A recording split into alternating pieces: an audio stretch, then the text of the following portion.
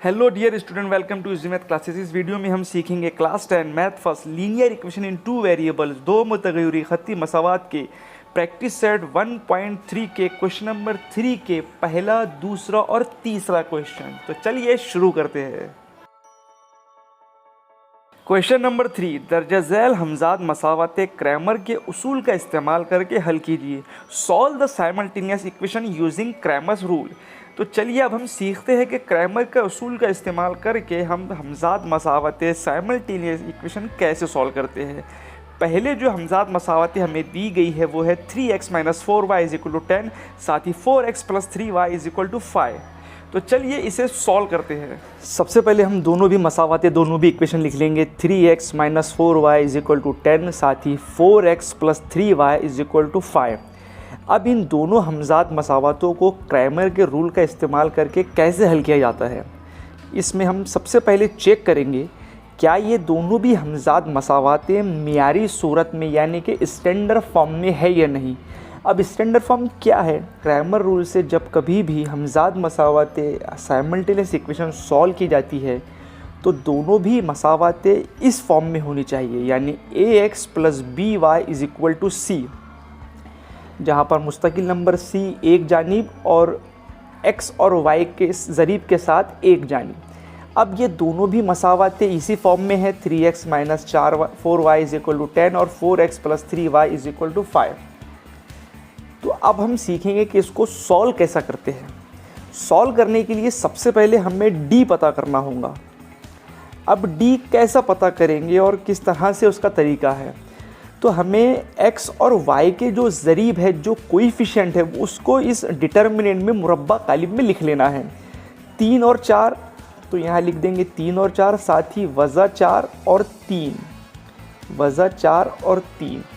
अब इस मुरब्बा कालिब को, जिस तरह हमने पहले के सवालात में देखा है कि मुरब्बा कालिब को सॉल्व करने का जो तरीका है वो तरीका हम यहाँ पर अप्लाई करेंगे। तो हम क्या करेंगे, इनकी तिरछी ज़रब कर लेंगे, 3 ज़रब 3 एक ब्रैकेट में, और वज़ा कर देंगे उसमें से 4 ज़रब 4, यानी वज़ा का 4 ज़रब 4।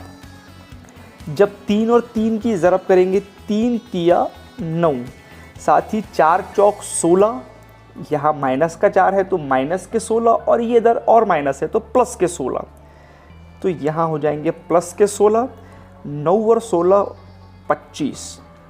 तो इस तरीके से हम d पता करेंगे सबसे पहले, जहाँ पर हमने x और y के ज़रीबों का इस्तेमाल करके मुरब्बा कालिब डिटर्मिनेंट बनाया, और उसकी जो वैल्यू आएंगी वो रहेगा d। अब इसके बाद में हम dx फाइंड करेंगे। अब dx किस तरह से पता किया जाता है, हम क्या करेंगे, इस d में जो ये 4 अदाद है a b c d की शक्ल में, तो इनमें x के जो ज़रीब है यानी ये 3 और जो 4 है, इनकी जगह पे हम 10 और 5 लिख लेंगे। तो 3 और 4 की जगह पे हम यहाँ लिख लेंगे 10 और 5, और वज़ा 4 और ये 3, वज़ा 4 और ये 3 जैसा का वैसा।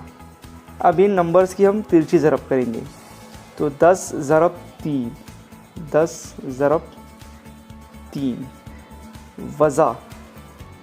वज़ा के 4 ज़रब 5, तो 10 तिया हो जाएंगे ये 30, और 4 पंजे 20, वज़ा के 20, और यहाँ पे और एक और वज़ा है तो ये हो जाएंगे जमा के 20, तो 30 और 20 हो जाएंगे 50। मतलब dx की वैल्यू, dx की कीमत हमारे पास में आ गई है 50।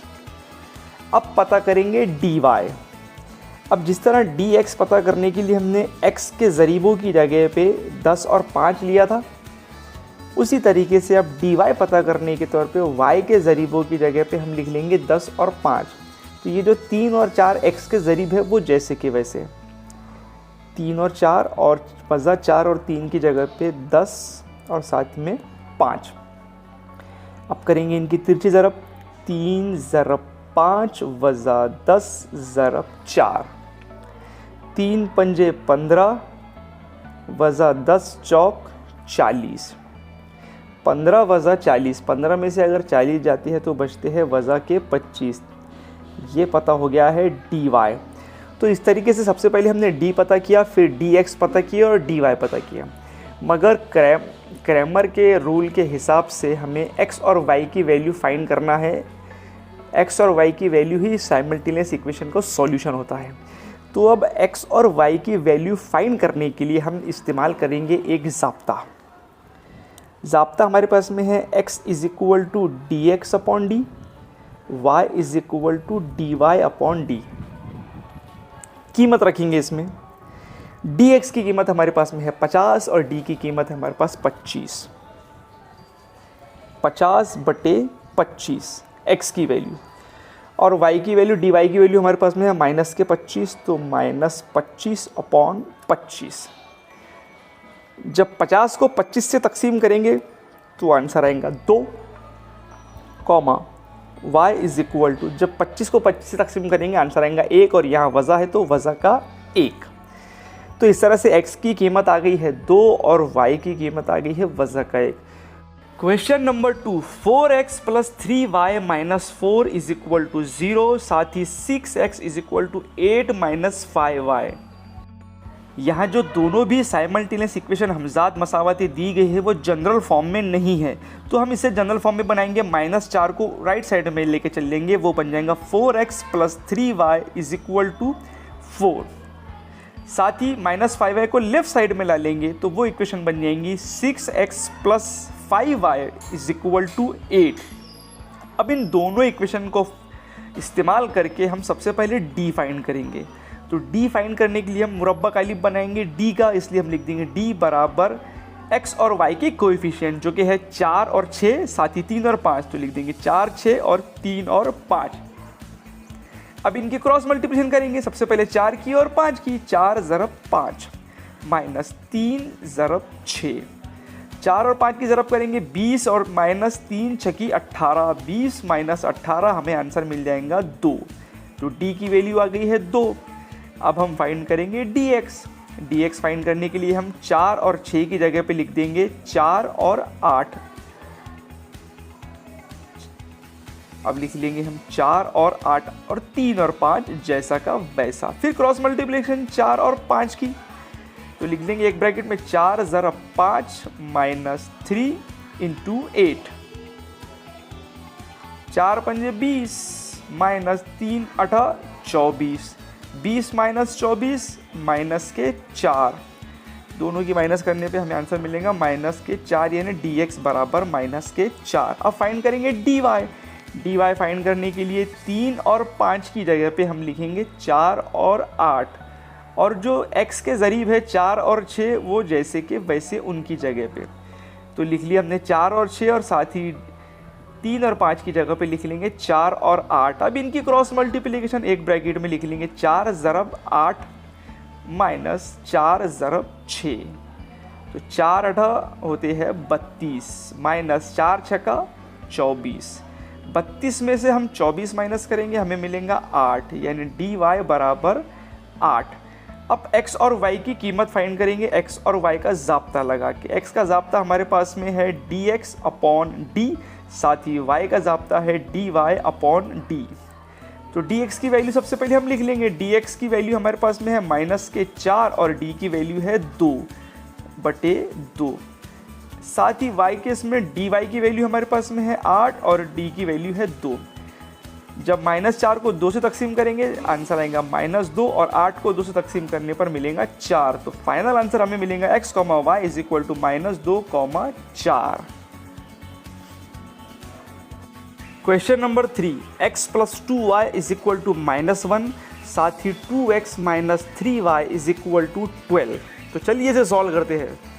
सबसे पहले हम दोनों भी हमजाद मसावतें साइमल्टेनियस इक्वेशन लिख लेंगे। पहली इक्वेशन हमारे पास में है x + 2y is equal to -1, और दूसरी इक्वेशन है 2x - 3y is equal to 12।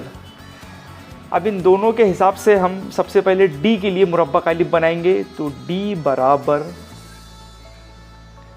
हम लिख लेंगे x के कोएफिशिएंट, यहाँ पर 1 है और यहाँ पे 2 है, तो 1 और ये 2, साथ ही इधर में 2 और -3, तो 2 और -3। अब इनकी क्रॉस मल्टीप्लिकेशन 3 की ज़रब करेंगे। सबसे पहले 1 की ज़रब करेंगे -3 से, और इसमें से माइनस करेंगे 2 ज़रब 2, 2 ज़रब 2। तो जब 1 की ज़रब करेंगे -3 से तो जवाब आएगा -3, साथ ही 2 दूनू 4 और ये है माइनस के, तो -4, -3 और -4 हो जाएंगे -7, यानी डी हमें मिल गया है -7। अब हम पता करेंगे dx।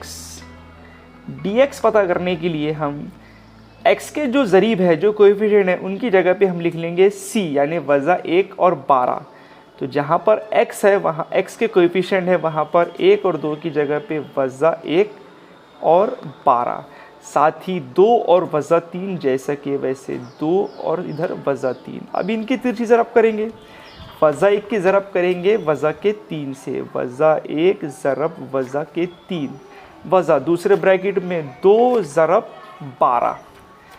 जब वज़ा के 1 की ज़रब करेंगे वज़ा के 3 से तो हमें आंसर मिलेगा 3 जमा के और 12 दूनू 24, माइनस के 24, क्योंकि यहाँ पे माइनस है। अब जब 3 में से 24 माइनस करेंगे हमें जवाब मिलेगा वज़ा का 21, यानी dx की वैल्यू हमारे पास में आ गई है वज़ा के 21। अब पता करेंगे dy।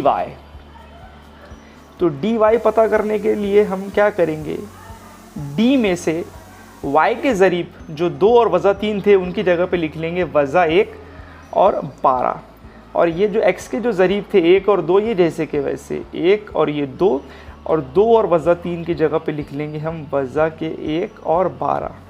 अब इनकी तिरछी ज़रब, 1 की ज़रब करेंगे 12 से, 1 ज़रब 12 माइनस वज़ा का 1 ज़रब 2, तो 12 एका 12, 2 एका 2 माइनस के, और यहाँ पर भी माइनस है तो ये हो जाएंगे प्लस के 2, तो ये हो जाएंगे 12 जमा 2, जो कि 12 और 2 हो जाएंगे हमारे पास में 14। तो dy की वैल्यू हमारे पास में आ गई है 14। अब पता करेंगे x और y की वैल्यू, ज़ाब्ता लिख लेंगे उसका। x का ज़ाब्ता हमारे पास में है dx बटे d, साथ ही y का ज़ाब्ता है dy बटे d। dx की कीमत हमारे पास में है वज़ा का 21, वज़ा का 21 बटे d की कीमत है वज़ा के 7 कॉमा y बराबर dy की वैल्यू हमारे पास में है 14 और d की वैल्यू है वज़ा के 7।